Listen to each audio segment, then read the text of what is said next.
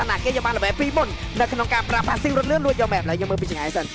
អូខាលីតាមដល់មកផ្ទះហើយបាទហ្វ្រេកូក៏ដល់ប៉មជាមួយបាទហើយបាទលេស៊ីមើលមើល3 2 1អត់ទៅដល់គ្នាអត់ទៅដល់គ្នាតែសង្គ្រាម clear lane mid វិញឥឡូវខាលីមាន3កវាមកការ៉ាសិនបន្លាស់ហើយមកចាក់ប៉ាស៊ីវទៀតចុំអត់ clear lane មុនអូអត់ clear lane មុនអត់ clear lane មុនគាត់ដឹងថាអ្វីគេហូកបាទខ្លាចគេហូកមួយលួចសុំល្បែមួយចូលស្មៅបាត់អត់ចៃឬត្រីទេពីខេនច្បាស់ទៅលេងខ្ញុំឃើញការលេងសប្តាហ៍ទី1ក៏គាត់ធ្វើអញ្ចឹងណា Yes sir ច្បាស់ ទោះបីជាពេលគេក្លុកយ៉ាងណាក៏ដោយរីត្រីសិននៅតែអត់ប្រាបណ្ដៃកើចាំងកលើវិញស្រែជេផ្អា Discord បាត់រៀនថាមើល lane ខ្ញុំបាទឥឡូវនេះភ្លាមគឺជាមួយនឹងការវាយទៅលើ second បន្តិចបន្ទួចសុំតោះអ្នកគ្នាភ្លេចមើល emblem មិនលឿនពេកបាទណ៎សំខាន់ឆ្មាបានលួច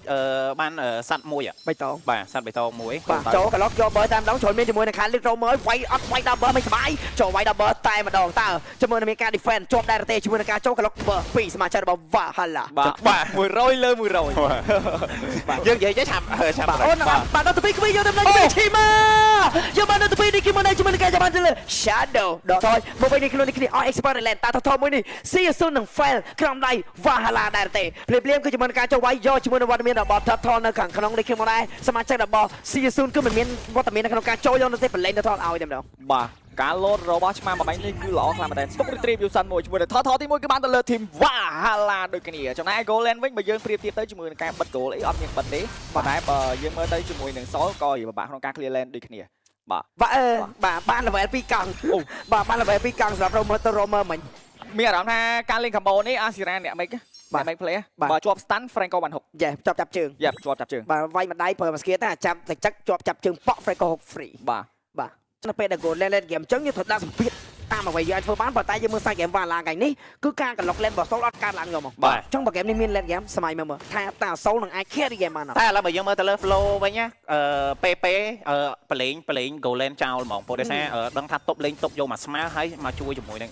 Shadow វិញបាទ rotate នៅថា mid ហើយមកជួយនៅខាងក្រោម experience lane វិញបាទចាំមើលតទី2មែននេះមើលនឹងមានរូបភាពអ្វីកាត់ឡើងសម្រាប់ក្រុមទាំងពីរព្រោះភ្លាម team fight អត់មានសម្បីតែមួយ team fight មានការ pick off ក្រុមយកតទី1តទី2ស្ងាត់ចឹងការគៀប goal lane ក៏មិនមានដូចគ្នាតែយុទ្ធសាស្ត្រសាច់ game Valhalla ថ្ងៃនេះគឺអត់មានច្រឡំហោមែនបាទគឺលួចយកកន្លះចំណេញឲ្យគាត់អត់បានគ្នាសម្បីតែប៉េហើយរត់ rotate លឿនដល់ងាប់តែរសារពីរហ្នឹងអត់សូវមាននិស័យ clear mid ដោយសារ Romer អត់មាននិស័យយក Garrison បន្លាស់អញ្ចឹង clear lane mid អត់បាន rotate តាណាយកមកបាទឥឡូវចោលនៅ mid បាទ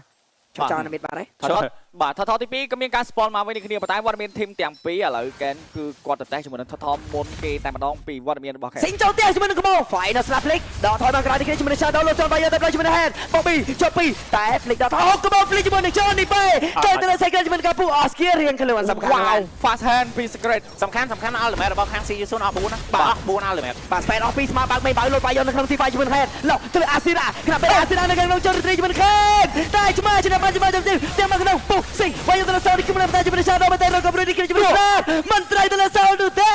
ជាមួយនឹង On Soul លើបាយនៅខាងក្នុងហុកបានជាមួយនឹង Head ដូ Head បានមកទៀតអាយ៉ាបែបចាប់ផ្ដើមហុកត្រូវហើយប៉ុន្តែវិញដែរអ្វីដែលគួរសោកស្ដាយបើមិនជាមួយនឹង Asira អូតែនេះ3លាន IQ មិនមើលតនេះគាត់ផ្សាយកន្លងចាំមកចេញក្រៅ map ចាំបានអត់ឃើញទេលើកលែងតែយើងទាញ finger ទៅក្រៅ map បាទ Wow អត់តដឹងទេណាសអត់តដឹងទេណាបាទពីបន្តដាច់ហើយបងខុស1ខុស2អត់អីក៏ខុសបាទបាត់ដំណរឿងដល់បាទអ្នកខ្ញុំដែរទេប៉ែហុកមួយមកជាមួយនឹងកូនប៉ែគាត់វាយប៉ែនៅក្នុងប៉មតែម្ដងដាក់ចេញមកមិនបានជាមួយមកដល់ខាងជាមួយនឹងប៉មក៏បានវាយទីមិនបានទៅសូវវាយយកជាមួយនឹងអល់ទីមេតសម្រាប់មួយតាបគេទៅសូលជាមួយกับបាយជាមួយនឹង triple kill អត់បាន triple kill ទេ kill គឺបានទៅលើ head ទៅលើ Kane អាយយមក team fight នេះមិនបាញ់មិញ Franco ខំនៅក្នុងផ្ទះធ្វើវត្តមានរបស់ Ongo ក៏ដូចជា Asira លងខ្លួនបន្តអាទីទាំងពីរតែម្ដងបាទប៉ុន្តែអ្វីដែលសំខាន់ជាមួយនឹង Head បើមិនគាត់ធ្វើបានល្អខំតែជាមួយនឹងការ knock up skill TV របស់គាត់បាន200ហក់ជាន់5នៅនឹងយកបាទសម្រាប់ Onzo គាត់ទៅតែបានមក kill ទេហើយបានវាយចេញពី early ថាចូលដល់ late game Shadow Final Snap Flick Shadow ចូលខាងឡើងជាមួយនឹងការផ្ទះ Final Snap ចូលបាន2នេះខ្ញុំណាវាយដល់ជាមួយនឹង Secret ឈ្នះបើមកមួយបាត់ហើយលើកមកក្នុងបន្តទៀតខ្ញុំឈរ Retreat វិញចាំងលើទៅ2ទៅចេញណាខ្ញុំណាជាមួយនឹងការចូលមកមុខទន្ទិញចាំ Retreat ហុកបានជាមួយនឹងឆ្មាបាត់ហើយបែ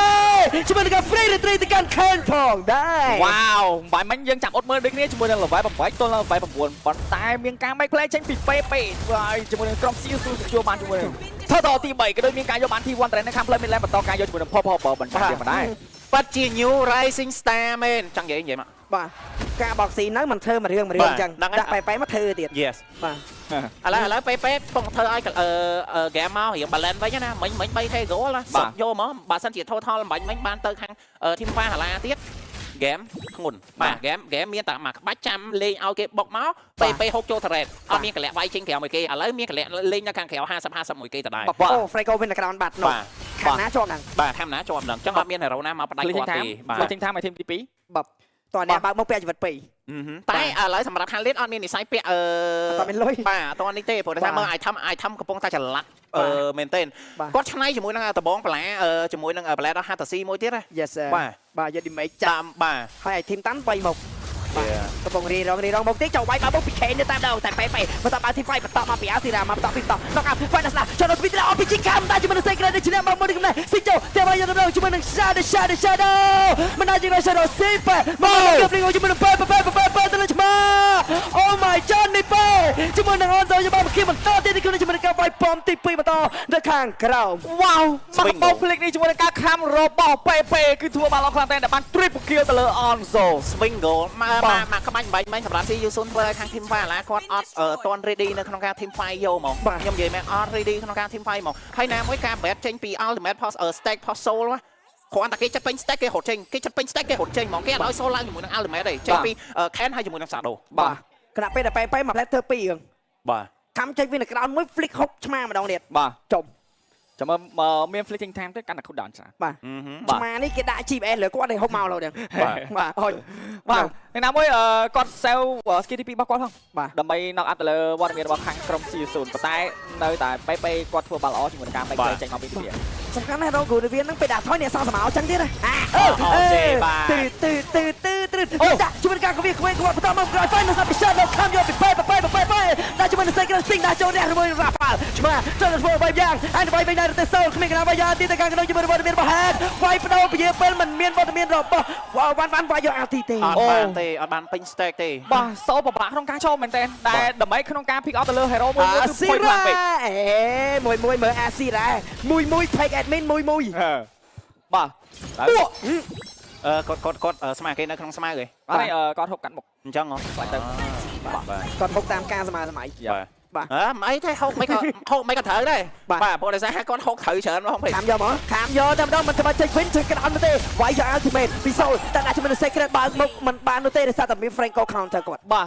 ខ្ញុំសរសើរមែនតើជាមួយនឹងការ cover shadow បើសិនជាគេអត់ចូល final slash គាត់ប្រើយកមក បាទ លុះត្រាតែគេចូលមកគឺអត់មានការបំផ្លាញជាមួយនឹង ultimate របស់ Franco go swing បាទ 10k បើជាយ៉ាងច្បាស់ថា Shadow មិនមែនតគួរទេ តាំងពីចាញ់ 3k ឥឡូវមកលិត ព្រោះខ្ញុំចូលចិត្តលេងសិនបាទចាំភ្លាមជាមួយនឹង Lord ដើរមកផ្លូវ mid lane មិនចំទេប៉ុន្តែជាមួយនឹងតែជើងតាមលឆាវាយជាមួយ Mid lane ប៉ុន្តែក៏ Flip Shadow បាន3រត់តែ RPG យ៉ាងណាជាមួយនឹងការវាយប៉មនៅ Mid lane ជាមួយនឹងប៉មកែបដាក់ប៉មកែបបានមួយ Shadow ឲ្យនៅពេញ Final Slam នៅពេលផ្លែទៀត Lord នេះគ្នាយូរទីនេះថាបានបានវាយជាមួយនឹង Lord នៅតែឥឡូវនេះជាមួយនឹង Soul វាយ Lord ក៏តែចោលមិនសិននេះក្នុងតែប៉ុន្តែ Final Slam នៅពេញក្នុង5វិនាទីទៀតតែជាមួយនឹង Shadow អត់មាន Flick នោះទេហុកមិនត្រូវដូចគ្នា Minion ក្លុកជាមួយនឹង Mid lane តើ CU0 ដកឬក៏បន្តវាយយើងជាមួយនឹងអ្នកគ្នា Minion នឹងដាក់ចូលដល់ទៅ3 lane តែ Shadow ចង់ទៅ Final Slam Hello សំ Final Slam មួយឡោចាប់ដល់ទៅ2 3នេះទម្លាក់មិនមាន RPG រះណាប៉ាល់វាយតែទេខ្ញុំនឹងតែជីវិត2ភ្លាមជាមួយនឹង2 Oh my god ទូបាំងដល់ទៅ2ដល់ជាមួយនឹង Asira បញ្ចប់ទំនុកនោះ5 out is over យក Minion មកពីណាអត់មាន Minion ទេសុំ Minion ពី top lane បើសិតតនអត់បើសិតថាអត់គួរថាអែនវាយទៀតយកដល់ជាមួយនឹង emoji see you soon ក៏បានដាក់ចុះទៀតឆ្មាក៏មិន respond ទៅ Minion ក៏មិន respond ទៅទេអូវាយទៀតជួយ